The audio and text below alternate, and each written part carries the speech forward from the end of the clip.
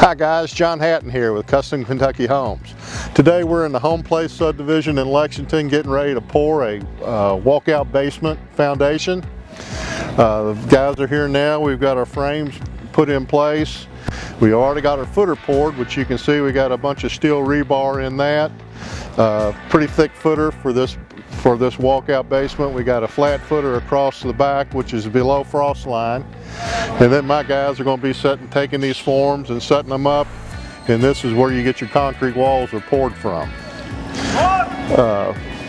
Metal frames, we used to do these in wood years ago, but technology makes it a lot quicker and easier now with the metal. You can see here our footers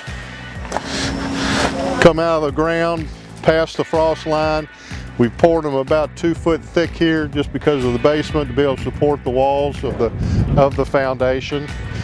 You've got brick seat. A lot of people ask, how do you get your brick to go down the sides of a graded subdivision where you can't have any foundation showing? So we put what's called a brick seat in, and you can see this is stair-stepped up, so when we get these all poured, the brick will come to here, then it'll drop to here and drop all the way to ground level.